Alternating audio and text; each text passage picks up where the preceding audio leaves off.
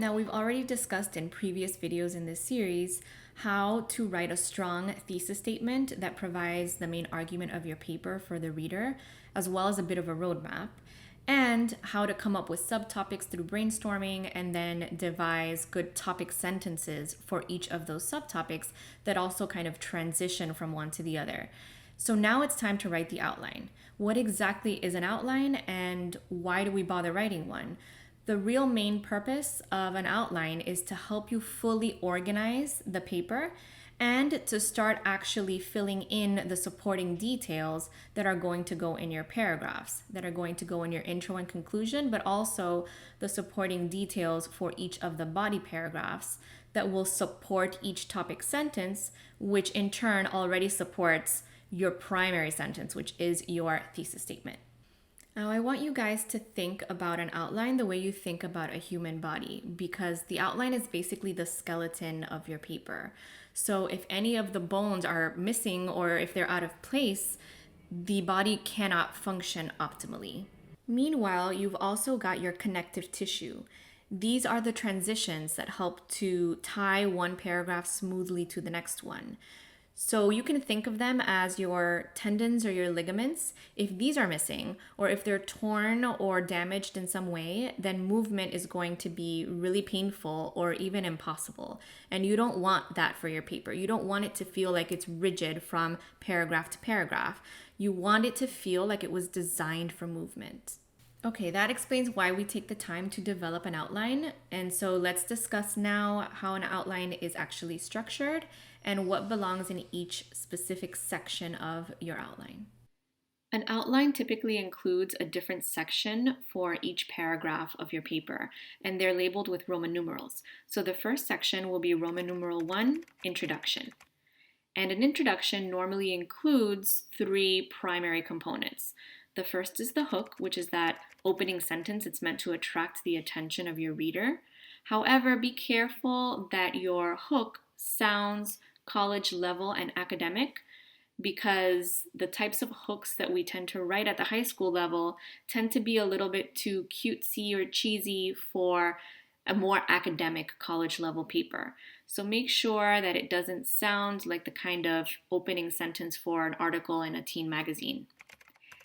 Background information is your second component, and the reason we have background information in your introduction is because you need to provide your reader with some of the basics on your topic in order for them to better appreciate your upcoming thesis statement or argument. Now, what that background information would be varies widely depending on what your topic is and what argument you're making. So some of the types of things you might see in background information are things like definitions on different terms that are associated with your topic, perhaps a brief history on your topic, where we started, where we're at now, or some statistical data on your topic. But again, these are just examples. There could be all different types of background information. And while you see this as only one line, letter B, that doesn't mean you're only going to have one line of background information. You'll likely have B, C, D, and perhaps your thesis statement shows up at letter E of your intro in your outline. So again, that will just depend on what you want to express based on your topic. Then, of course, your thesis statement should always be the last sentence of your intro, and that will express the primary argument that you are making throughout the rest of the paper. For the hook and the thesis statement, you should write out the entire sentence because these are key sentences of your introduction. For the bits of background information, though, you don't necessarily have to write out full sentences if you don't want to, and you don't actually have to have all of the information yet. You could simply say, define obesity if my topic is obesity, for instance, and you don't actually have to define it yet. Or perhaps statistics on the obesity rates in the US decades ago versus today. Maybe that's a note that you add for yourself under background information. You don't actually necessarily have to look up those statistics yet because you will be fleshing that out later. But remember, you're just setting up that skeleton and organizing for yourself what your paper is going to ultimately consist of. When you're writing your thesis, remember not to use the word I. So don't say I think, I feel, I believe. Just state your claim. And you also don't want to announce to your reader what your paper will be about. So you don't need a phrase like, in this paper I will, or this paper will discuss, this essay will discuss. You just need to directly state the claim. For example, the United States should intervene to combat childhood obesity because, and then you would list out your reasons.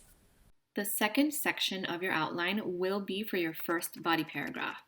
As with all of the body paragraphs, the first sentence will be the topic sentence. So that's your A.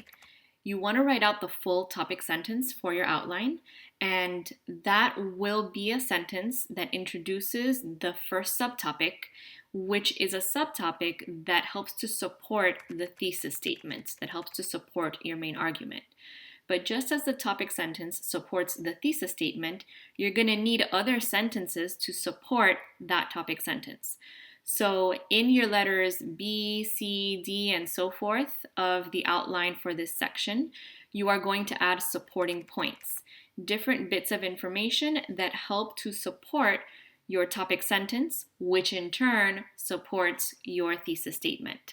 So this could include information from your research, of course, but it also has to include your own thoughts, your own analysis, because ultimately it is your argument.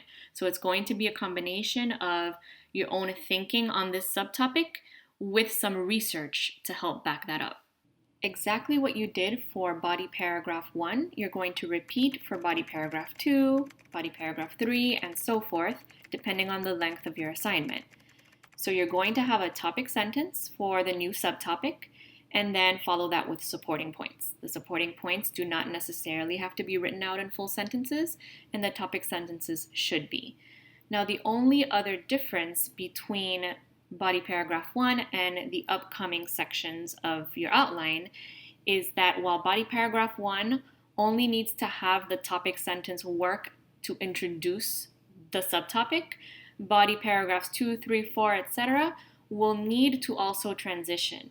So those topic sentences need to kind of work double duty. They're introducing the new subtopic while also drawing a connection between the last paragraph and the new paragraph.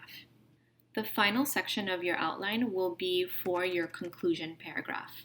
And your conclusion has to do two primary things. Number one, it needs to synthesize what has come before. And the primary sentence of your paper was your thesis statement because it provides the main idea, the main argument, and gives a roadmap for everything that's coming up.